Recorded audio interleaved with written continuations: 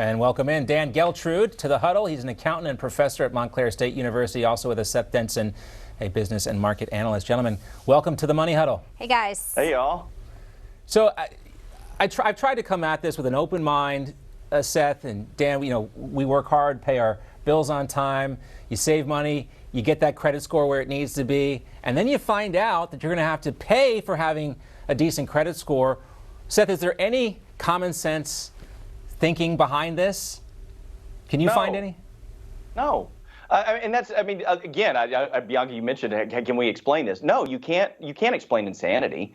It doesn't make any sense. And this just flies in the face of nature, of what we have all learned to be right, which is you work hard, you play by the rules, but you invest your time, your energy, your efforts, get your credit score where it needs to be, get a good down payment.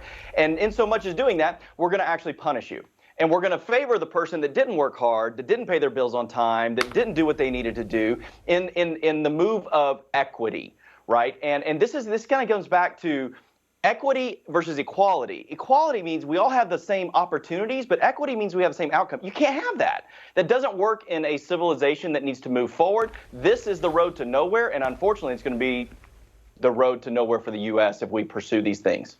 And maybe they'll be the lucky few. Maybe their student debt will be canceled too. I mean, maybe it'll be a big windfall for these people. But Dan, honestly, I have a daughter who's going to be 18. You know, you want to teach them to balance their checkbook, get that good credit score, pay your bills on time, be a responsible American. Doesn't this kind of shoot the whole credit score thing up? And isn't it obsolete now in some ways? In some ways, yes. I mean, you're still going to have a more favorable situation by having better credit.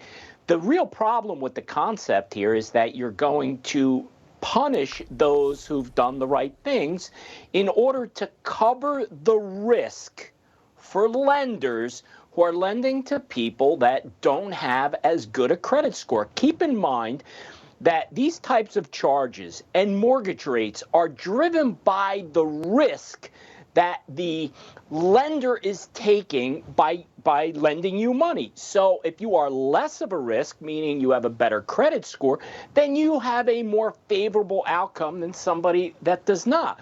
What's happening here, and Seth alluded to it, equity versus equality, you're saying none of this matters, and we are going to try to control the outcome of everybody lands in the same place, no matter where they start or what happens in between. Yeah, let's see how this works out. Well, it angers a lot of people, and understandably why that this administration's doing that.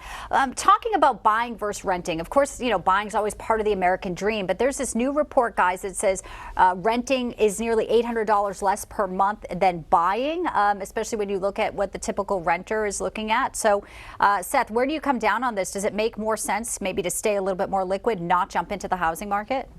It all depends on where you are, Bianca, and what you can afford and what you should do, right? So you need to factor in. If you buy a home, it's not just the home. It's not just the mortgage. It's what happens if the AC goes out. It's what happens that I got to pay property insurance and all of the different things that go along with it.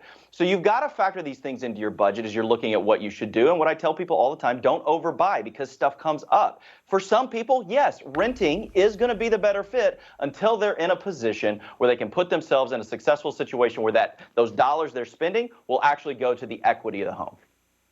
And Dan, I would imagine this is only going to have more downward pressure on the rent prices. You know, there's so much of the American economy is tied to the housing market. Yeah, it does. And, you know, I just want to continue on a point here. It's not just about what that monthly payment is for your mortgage. When you're a homeowner, you have additional costs. I try to tell people, young people, first-time home buyers, try to focus in on buying a multifamily house, like a two-family house, so you can get some rental income to get your costs down. So that's kind of a combination of perhaps the best of both, because buying is so expensive right now. And you get to learn all the lessons about being a landlord on top of being a first-time homeowner. Yes, the joys. Well, the kids today are living with their parents. I don't even know if the parents can get them out to buy anything, but it is good advice. And you know, as a homeowner, there's a lot of lawn care. Yeah, and so I was thinking about that. Lawn care, laundry. Sometimes I miss living with my parents, too. So it was not nice. a bad deal. It was nice. Home cooking. All right, let's break the huddle, guys. Get out there and make the best of it. Dan Geltrude and Seth Denson, thanks. Good advice, guys. Thanks. Thank you.